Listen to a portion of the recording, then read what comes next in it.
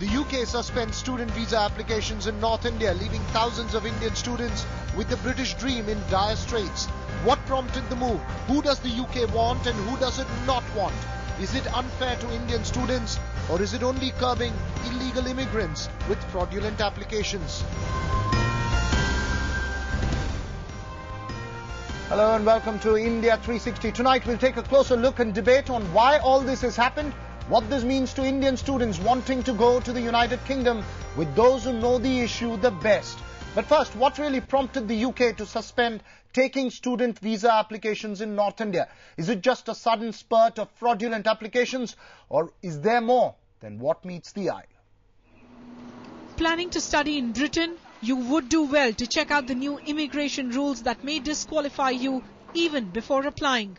The new rules, effective immediately, demand higher standards of English. Applicants have to show admission to recognized courses in institutions. Foreign students can now work just 10 hours a week instead of 20. Students on short courses cannot bring dependents, and dependents of those on longer courses cannot work in Britain.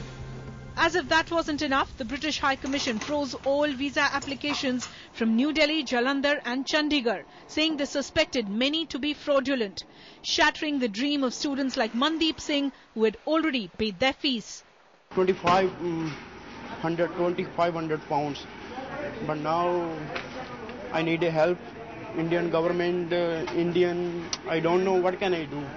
The move coincides with a crackdown on unauthorized colleges in England. Over 100 have been shut down, and while some students have left, others are staying on illegally, taking shelter in gurdwaras. Non-European Union immigrants, which of course includes Indians, are the hardest hit. There was a fake colleges, but unfortunately because the student may not be aware of that, it is all the agents who misled them. Because they are not aware, they never visited this country, they rely on what exactly they were told by the agents. The move is not entirely divorced from politics. Prime Minister Gordon Brown faces an election in May, and immigration is a sensitive issue.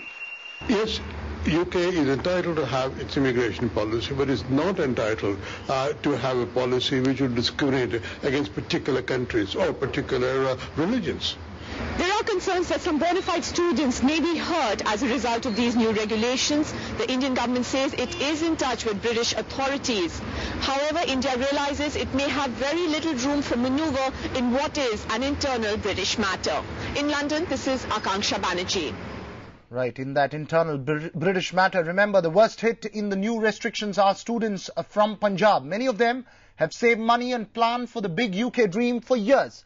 That dream will now have to wait, and for the moment, most of them, and with better English being one of the key criteria for a visa, the march now is not to the British High Commission, but to English classes. 21-year-old Deepika was looking forward to joining her recently married sister in England and take up postgraduate studies. But the British government has made it tough. It has shattered my dreams. One should have strong command in English. What about the students which don't know such a fluent English? We don't want any further Indian students in UK. I mean, UK government is just sending this message. First, they stopped accepting student visa applications, and now they have raised English language fluency requirements. English coaching classes see the new visa policy as a boost to their business. Jitendra, an English language trainer, says bogus coaching centres will have to shut.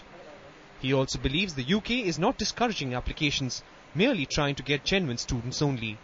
Anyone can go for UK visa, like even if he's not even +2, he's not able to speak any word in English, even still he was able to apply and he was able to clear it.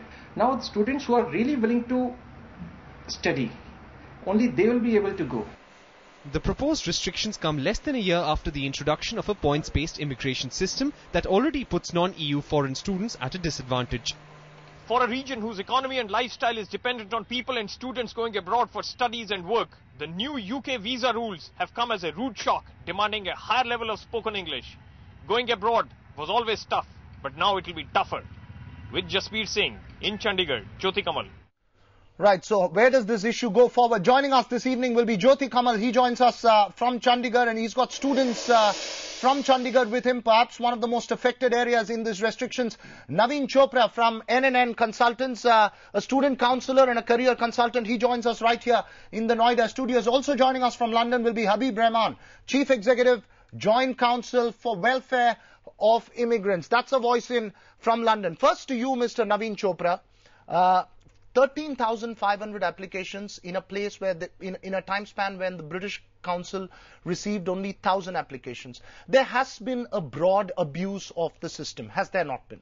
Well, that's absolutely right. But the problem is that the abuse frame, in a sense, has been set up by the UKBA itself. For example, what they've done in the recent past is that they have changed the assessment frame from a very holistic, looking at the entire profile of the student, which would have in the past taken into account the income of the family, the assets in the bank, in the sense of fixed deposits, provident funds, bank loans, and the fixed asset frame of where the family was. Right. So you're saying basically that the abuse is part, the British government and its visa process is responsible for the abuse of the system. Let me just get in a viewer question into you. There's a viewer question which says, how will superior knowledge of English be tested? By seeing a degree, or will the British Embassy conduct a test? What is going to be the judge for a superior knowledge of English? I believe it would be the IELTS. It would be the IELTS,